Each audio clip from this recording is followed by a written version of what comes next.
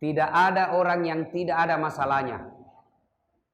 Saya ulangi, tidak ada satupun manusia di dunia ini yang tidak ada masalah dalam hidupnya. Kira-kira ada enggak orang di sini tidak ada masalahnya? Ada. Pak polisi, ada masalah atau tidak? Banyak. Tentara, ada masalah atau tidak? Banyak. Apalagi kalau komandan marah-marah, wah sudah, tidak bisa dilihat telinga. Marah. Kita, rumah tangga, ada masalah atau tidak? Contoh, istri cantik. Kira-kira bukan masalah kalau istri cantik, Pak. Istri cantik, nagoda orang. Apalagi kalau suaminya jelek. Lebih masalah itu ya. Berarti bagus kalau istri jelek. Istri jelek, nahina orang. Masalah juga. Kita lagi yang malu jalan sama dia. Belum ibu. Yolo nih. Karena dia jelek. Istri cantik. Masalah. Istri jelek. Masalah. Berarti bagus kalau tidak ada istri, Ustaz. Tidak ada istri. Kesepian. Berarti bagus kalau banyak istri. Lebih masalah lagi. Dia telepon kita mantap, Ustaz. Cepat ke sini di pasar, ada cerita yang pertama sama yang kedua baku tarik rambut. Ada istri masalah, tidak ada istri masalah, jelek istri masalah, cantik istri masalah. Ini ada ini yang kuliah KKN. Dari apa ini? Saya tidak tahu universitas apa ini. Pamulla Warman. Apa masalahnya sekarang? Mau sarjana. Sudah sarjana selesai masalahnya? Tidak. Mau dapat kerja. Sudah dapat kerja selesai masalahnya? Tidak. Mau jadi kepala bagian. Sudah jadi kepala bagian selesai masalahnya? Belum. Mau jadi kepala dinas. Sudah jadi kepala dinas selesai masalahnya? Tidak. Mau jadi sekda. Sudah jadi sekda selesai masalahnya? Belum. Mau jadi bupati. Sudah jadi bupati selesai masalahnya? Tidak. Mau 2 periode. Coba tidak ada orang tidak ada masalahnya. Ibu-ibu, coba lihat. Dulu mau kawin. Mau nikah. Sudah nikah selesai masalahnya? Belum. Mau punya anak. Sudah punya anak selesai masalahnya? Tidak. Mau lagi kasih sekolah anak. Sudah sekolah anak selesai masalahnya? Tidak. Suaminya lagi mau kawin lagi. Tidak ada orang tidak ada masalahnya. Semua orang punya masalah. Nah. Ibu-ibu, ada masalah enggak? Ada? Saya lihat ini wajah-wajah penuh masalah. Cicilan belum lunas, anak nakal, istri panrasu-rasu, suami kajili-jili, banyak semua masalahnya. Karena kalau ada masalah, Allah Subhanahu wa taala menganjurkan melalui Rasulullah Muhammad sallallahu alaihi wasallam, seolah-olah Allah ingin berkata kepada kita, wahai Das'ad, wahai hambaku, ada masalahmu, ini senjata kau pakai selesaikan masalahmu. Apa senjata itu? Tak lain adalah kekuatan doa. Apa ibu? Apa? Coba kita bandingkan mana keras suaranya bapak-bapak dengan ibu-ibu. Ibu-ibu dulu. Apa ibu? Kekuatan apa? Doa. Tahu masih kencang. Bapak-bapak, apa pak? Wah masih bisa poligami. Masih kuat. Nah ibu bapak saudara-saudara sekalian, adalah kekuatan doa. Ibu-ibu rajin berdoa. Nih anak-anak KKN rajin berdoa.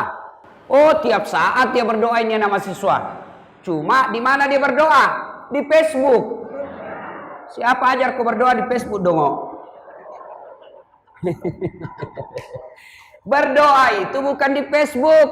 Berdoa itu bukan di Instagram. Berdoa itu bukan di medsos. Berdoa itu di mana? 1, datang ke masjid. 2, selesai sholat. 3, tempat-tempat mustajab. Nah, ada yang tanya sama saya, Ustadz, saya selalu berdoa Ustadz. Siang malam saya berdoa. 24 jam saya berdoa. Kenapa doaku tidak dikabulkan? Nah, inilah yang kita mau jawab pada taklim kita kali ini. Sebab doa tidak dijabah. Sebabnya sederhana. Karena kita berdoa tidak sesuai dengan tuntunan Nabi. Ada itu caranya orang berdoa, bos. Ada orang caranya meminta. Bagaimana etika dan tata cara berdoa? Mari kita simak. Bapak Ibu saudara-saudara sekalian, dalam kitab Adabud Doa, adab dalam berdoa, Imam Al-Ghazali mengajarkan berdoa itu supaya cepat sampai, berdoa itu supaya cepat diijabah Allah. Caranya, satu, berdoa usahakan dalam keadaan suci. Berdoa usahakan dalam keadaan bersih dan suci. Berdoa jangan sampai kita dalam keadaan kotor. Boleh enggak kita berdoa dalam keadaan bernajis? Boleh, tapi doanya sampainya lama. Boleh enggak kita berdoa tidak dalam keadaan suci? Boleh, tapi doanya lama baru sampai. Nah, jadi kalau mau berdoa, ibu harus suci dulu. Bagaimana cara mensucikan diri? Kalau najis kecil, hadas kecil, maka cukup membersihkannya dengan wudhu. Kalau hadas besar, membersihkannya dengan cara mandi junub. Nah, ibu-ibu, Pak, mana itu najis hadas kecil? Mana hadas kecil? Tahu hadas kecil? Tahu? Satu, tarattu, kentut, buang air, buang angin. Nah, itu cara membersihkannya apa? Wudhu. Bagaimana kalau sedikit Ustaz? Tidak habis? Tahan sedikit Ustaz, tidak habis kentutku. Batal, tetap batal. Bagaimana cara membersihkan kembali? Dengan wudhu. Yang kedua, hadas kecil apalagi? Kencing. Nah, ini yang banyak dilanggar bapak-bapak. Kencing. Kencing. Yang selalu saya istilahkan kencing berdiri. Ini biasanya di proyek banyak. Kencing berdiri. Dia buka saja. Cari pohon besar. Baru tengok kiri kanan. Masih ada 1-2 tetes, nah datik saja. Bukan datik, memang jangan ketawa ibu, ini urusan laki-laki. Ini biasa yang sering kencing berdiri ini laki-laki. Atau ada ibu juga kencing berdiri. Bagaimana itu kalau ibu-ibu kencing berdiri, kebanjiran. Nah, kalau kita di proyek, misal kencing, tidak dapat air, maka kita mengambil daun. Ambil daun 3 lembar. Kalau kita misalnya di proyek di hutan, tidak dapat air, maka boleh pakai daun. Caranya, ambil daun pertama, 3 lembar. Daun pertama gosok ke bawah, begini. Ambil lagi daun kedua, gosok ke atas. Ambil daun ketiga, gosok ke bawah. Bukan gosok begini. Tambah kotor. Cuma sebelum dipakai periksa baik-baik. Siapa tahu ada cambulu-bulunya.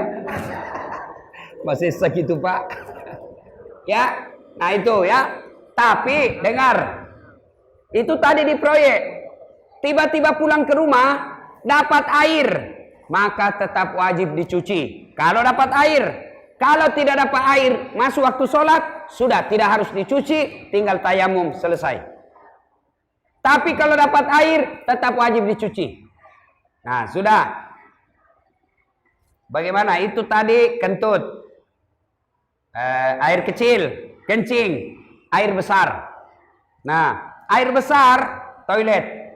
Biasa di mana? Nah, biasa juga ada di hutan. Kalau di hutan, bagaimana cara membersihkannya?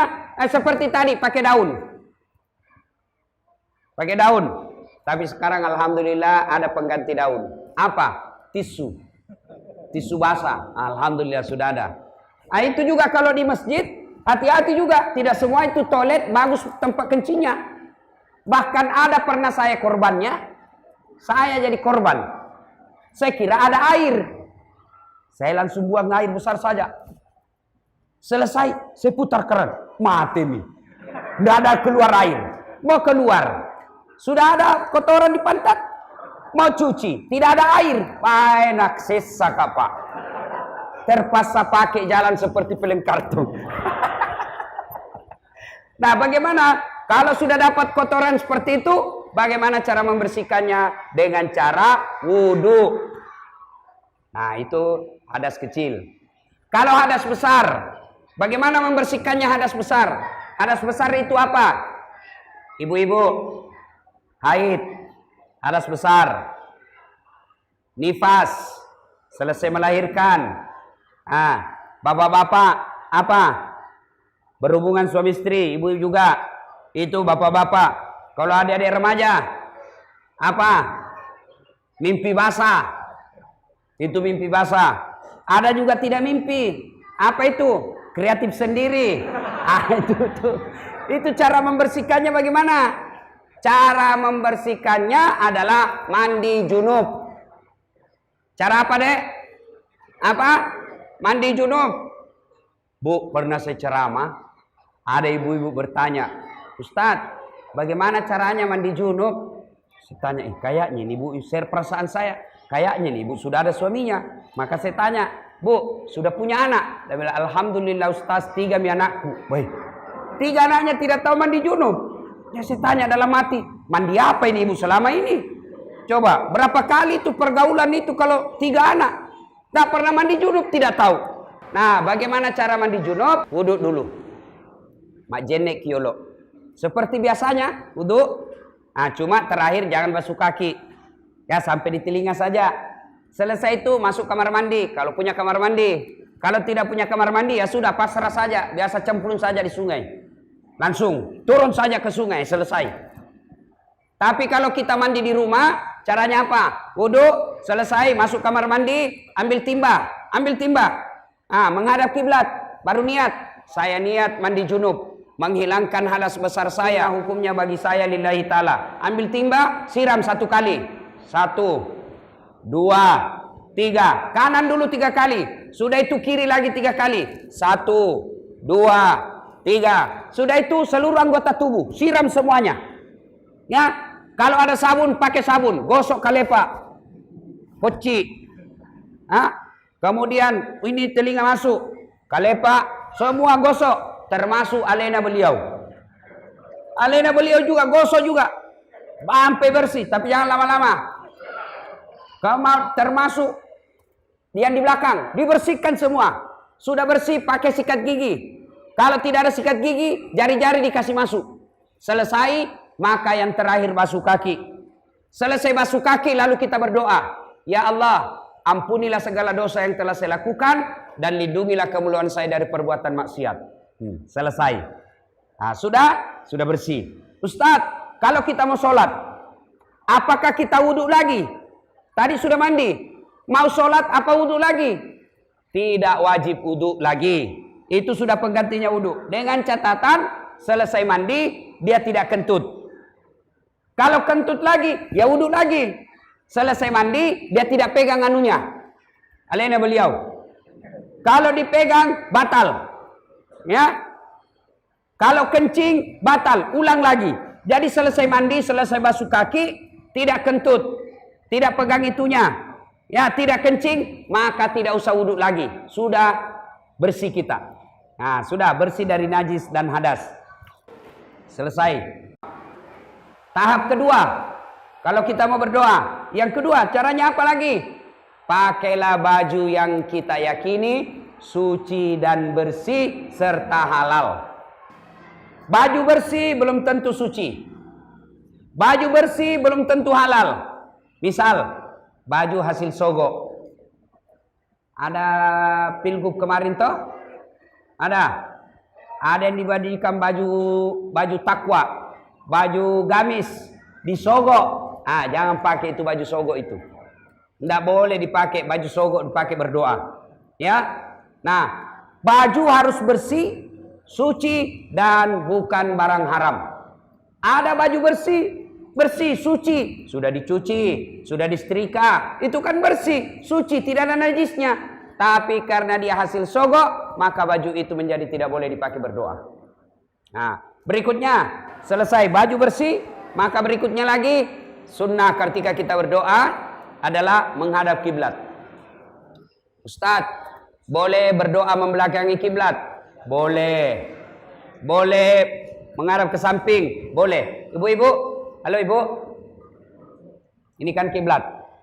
Ustadz, boleh berdoa begini? Boleh. Boleh nyamping begini? Boleh. Boleh membelakangi kiblat? Boleh. Tapi mana yang sunnah, mana yang dianjurkan menghadap kiblat? Kenapa ulama-ulama dulu selesai dia Assalamualaikum warahmatullahi wabarakatuh, ketika dia bersikir menghadap ke jamaah? Kenapa? Karena menghormati dan memuliakan jamaahnya. Tapi selesai dia zikir, kembali menghadap kiblat. Untuk apa? Karena kita mau berdoa. Menghadap kiblat lebih utama. Sama ibu. Halo ibu. Bu, kalau minta kiuan sama suami kita belakangi. Kira-kira, Pak, minta dulu amu Pak Suami tak di belakang. Halo Pak Nah bilang suami tak kurang ngajar kau Nah coba. Maka kita menghadap kiblat. Ya. Kiblat sana, menghadap ke sana. Ya, sudah menghadap kiblat, kemana lagi? Duduk di antara dua sujud. Tahu duduk di antara dua sujud, Pak? Tahu? Tahu? Ustadz, boleh masuk lekah? Boleh. Boleh berdiri? Boleh. Boleh standar samping? Boleh. Boleh mat cengke-cengke? Mat dengkeng? Boleh. Yang begini. Boleh berdoa begini? Boleh. Boleh berdoa begini? Boleh. Tapi yang doa yang sunnah, doanya bagaimana? Duduk di antara dua sujud. Tahu kan duduk di antara dua sujud? Ketika kita sholat, saya kasih contoh Ki. Begini contohnya. Bu, Pak, duduk di antara dua sujud. Begini. Begini. Ya, Ustadz, boleh begini? Boleh juga. Tapi yang sunnah seperti ini. Bagaimana kalau berat Ki Ustadz? Gemuk Ki? Setengah mati kalau begitu. Boleh tidak duduk di antara dua sujud, boleh masuk lekah, boleh. Tapi yang sunnah duduk di antara dua sujud. Seterusnya, setelah itu apa lagi? Maka kita berzikir. Tahu zikir? Minimal zikir yang 3. Subhanallah, Alhamdulillah, Allahu Akbar. 33 subhanallah, Alhamdulillah 33, Allahu Akbar 33. Dengan catatan zikir itu baca dengan sebaik-baiknya. Biasa ada yang berzikir cepat, tidak jelas, seperti makan pisang goreng panas. Sunnah. Apa artinya itu sunnah? Pak Nas saya bos. Saya biasa heran. Sama-sama subhanallah, sama-sama 33, sama-sama mulainya. Saya baru 10 dia sudah sampai. Nah bilang saja sunnah. Apa artinya itu? Perjelas. Subhanallah.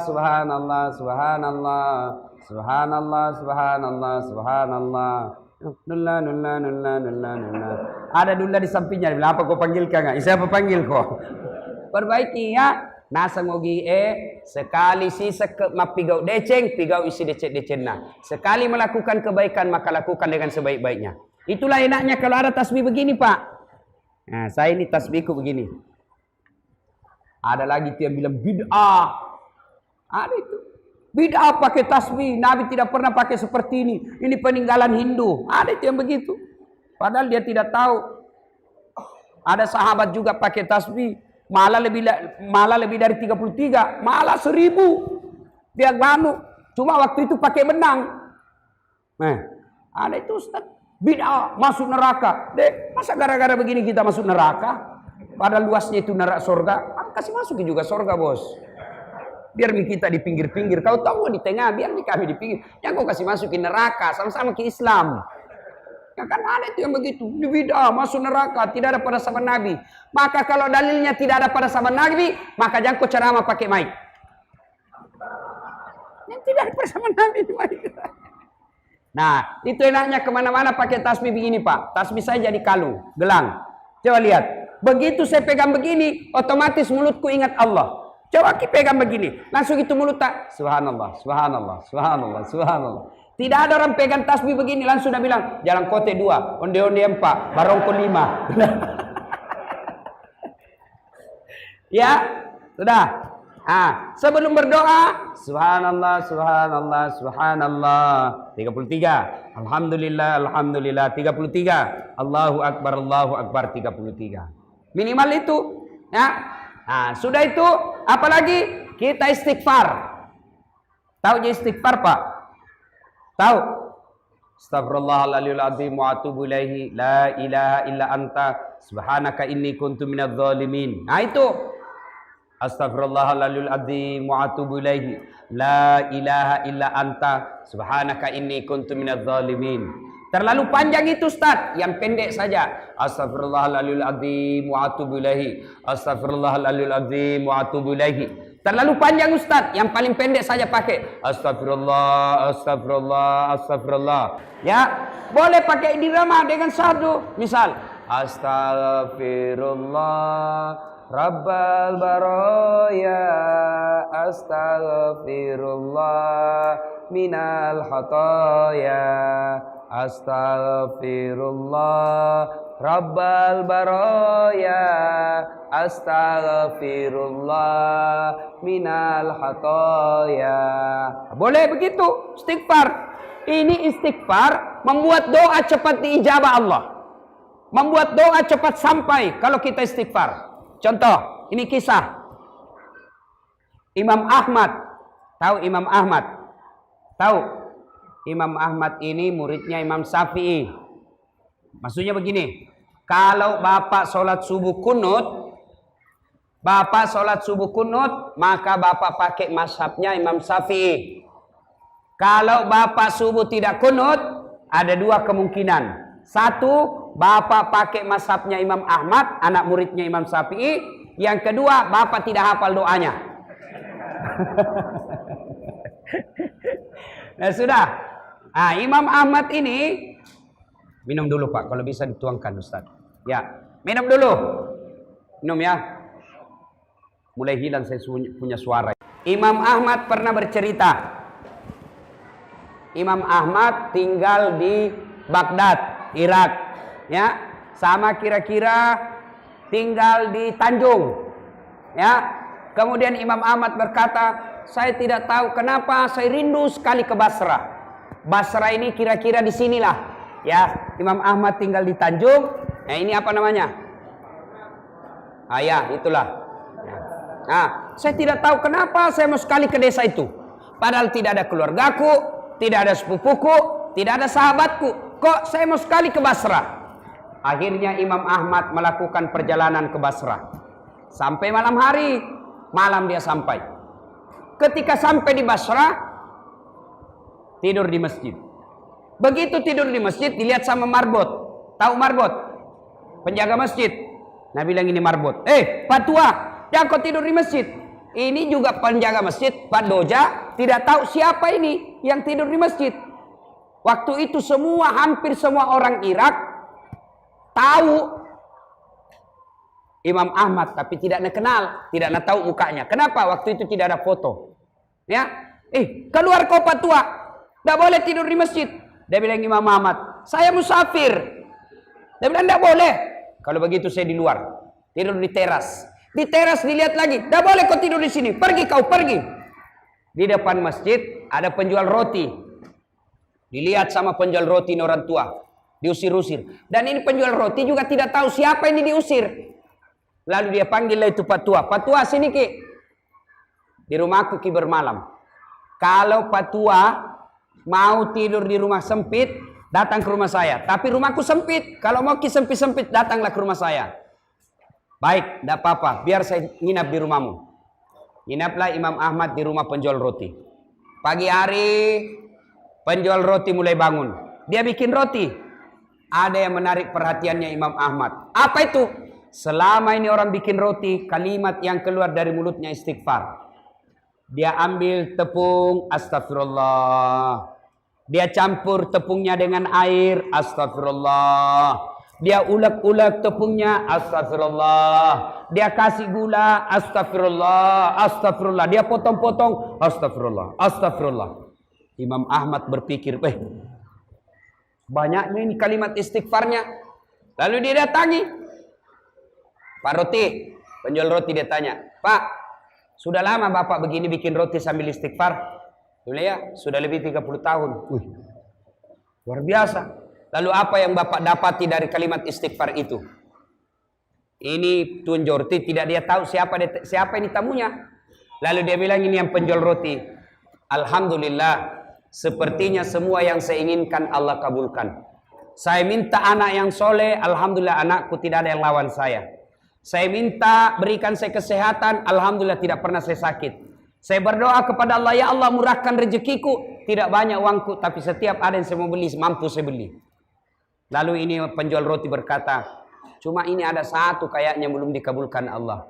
Ada satu doa saya yang belum diijabah Allah. Apa itu? Saya selalu berdoa, ya Allah jangan mati saya, jangan kau cabut nyawaku sebelum saya ketemu dengan Imam Ahmad. Subhanallah. Dan ternyata yang datang ke rumahnya adalah dialah Imam Ahmad. Setelah mendengar ini, Imam Ahmad menetes air matanya dan berkata, luar biasa istighfarmu. Ternyata gara-gara istighfarmu itu, Allah membuat saya rindu datang ke sini. Didorong-dorong saya semarbot, ternyata untuk menjawab doamu. Dijabah Allah doanya karena rajin istighfar. Maka Bapak, agar doa cepat dikabulkan, sebelum kita berdoa, perbanyak istighfar. Astagfirullahaladzim wa atubu ilaih. Astagfirullahaladzim wa atubu ilaih. Ya. Nah, sudah istighfar, apalagi etika dan tata caranya mengangkat kedua belah tangan. Bagaimana posisinya? Kanan kiri rapat. Dan dia berada di depan wajah. Nah, seperti ini. Coba diperhatikan, Pak. Nah, sini. Ustaz, boleh berdoa begini? Boleh. Boleh begini? Boleh begini? Boleh. Ustaz, kenapa ada orang berdoa begini, Ustaz? Banyak sekali yang minta. Tapi yang sunnah, kanan kiri rapat, pas di depan wajah. Seperti ini. Nah, itulah berdoa. Sudah itu, mulailah berdoa. Yang berikutnya, adabnya salawat kepada Nabi. Tahu jaki salawat toh? Nah, boleh kita berdoa begini sebelum berdoa. Angkat tangan, sudah berzikir, angkat tangan, lalu kita bersalawat. Ya Nabi, salam alaika, ya Rasul, salam. Salam alaika, ya Habib, salam alaika. Salawatullah alaika. Ulang-ulang itu. Salawat kepada Nabi. Atau bilang saja, ya Nabi salam alaik, ya Rasul salam alaik, ya Habib salam alaik, salawatullah alaik. Allahumma salli ala Sayyidina Muhammad wa ala ali Sayyidina Muhammad. Allahumma salli wa barik ala Muhammad wa ala ali Sayyidina Muhammad. Salawat sebanyak-banyaknya. Karena kalau ibu tidak salawat, awal dan akhir doa, maka doanya tidak akan sampai. Doanya tergantung antara langit dan bumi. Maka passwordnya, kuncinya, pembukanya doa adalah salawat. Wajar kita berdoa puluhan tahun tidak dikabulkan Allah. Salah satu sebabnya karena kita tidak bersalawat kepada Nabi. Tahu je salawat Pak ya? Ya tahu. Ayo kita salawat sama-sama. Sallallahu ala Muhammad. Sallallahu alaihi wasallam. Sallallahu alaihi wasallam. Jangan malu-malu ibu. Salawat. Jadi sebelum berdoa itu, bayangkan Nabi ada di depan kita, kita raih tangannya dengan salawat kepada Nabi. Ya Rasul, salam alaik, ya Habib, salam alaik, salawatullah alaik. Sudah, maka mulai ada berikutnya, sunnah berikutnya, mendoakan orang yang berjasa dalam hidup kita. Siapa orang yang berjasa dalam hidup kita? Tak bisa dinafikan adalah kedua orang tua. Maka berdoa sebelum minta apa yang kita inginkan, maka doakan dulu ibu bapak kita dengan doa, Allahumma ghafirli wali walidayya warhamhuma kama rabbayani shaghira. Doa itu dulu. Setelah itu baru kita minta apa yang kita mau. Dengan sunnah mengulang-ulang apa yang kita inginkan. Nah, ini biasanya kita berdoa, sebenarnya bukan berdoa, tapi apa? Menghafal. Banyak orang berdoa dia tidak tahu apa yang dia baca. Banyak orang berdoa dia tidak tahu apa yang dia minta. Doa itu kalau bahasa anak gaulnya curhat. Bahasa Bugisnya mapaletu. Doa minta apa yang kita mau. Tidak harus bahasa Arab. Kalau bapak bahasa Arab, salah-salah ucap. Tidak ditahu artinya. Nanti siapa yang bingung? Malaikat yang bingung. Apa maksudnya nih ibu? Mau minta doakan orang tuanya, nah minta hujan. Nah, bingung kan malaikat. Karena kita tidak tahu apa yang kita baca. Maka berdoa tidak harus pakai bahasa Arab. Berdoa kata Nabi memakai bahasa ibu. Apa bahasa ibu? Bahasa Bugis boleh. Bahasa Jawa boleh. bahasa Kutai boleh, bahasa Banjar boleh, bahkan dalam hati pun boleh. Bahkan boleh berdoa seperti ini. Ya Allah, Engkau sudah tahu apa yang ku mau, kasih mak. Boleh begitu. Ya Allah, Engkau sudah tahu apa yang saya mau, berikanlah saya secepatnya. Boleh. Bahkan boleh seperti itu.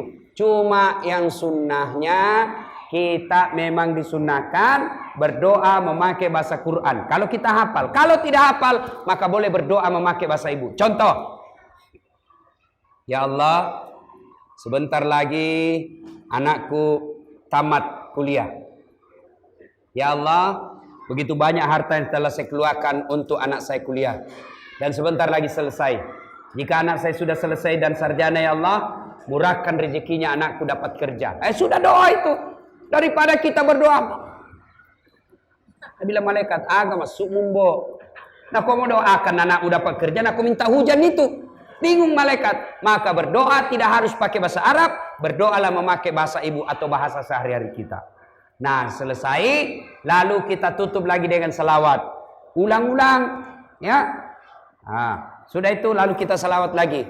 Minimal doanya seperti ini. Subhana rabbika rabbil izzati amma yasifun wa salamun alal mursalin walhamdulillahi rabbil alamin. Itu susah dihafal, pilih saja. Demikianlah doa hamba, ya Allah, dengarkan dan kabulkan doa hamba. Allahumma salli ala sayyidina Muhammad wa ala ali sayyidina Muhammad. Ustaz, kenapa orang berdoa tuh kok begini? Itu sunnah? Tidak, kebiasaan saja. Boleh tidak begini. Kenapa begini? Karena itu enaknya, menyambung. Masa subhana rabbika rabbil izzati amma yasifun wa salamun alhamdulillahi rabbil alamin. Kan tidak nyambung. Nah, ibu bapak, saudara-saudara sekalian, dan yang terakhir ada berdoa. Salah satu penyebab doa kita cepat diijabah oleh Allah Subhanahu wa taala adalah dengan bersedekah. Mau cepat dikabulkan doanya? Mau? Maka kalau mau cepat dikabulkan doanya, selesai melakukan apa yang saya sampaikan tadi, yang saya jelaskan tadi, salah satu diantaranya adalah bersedekah. Nah, ini sekarang ada.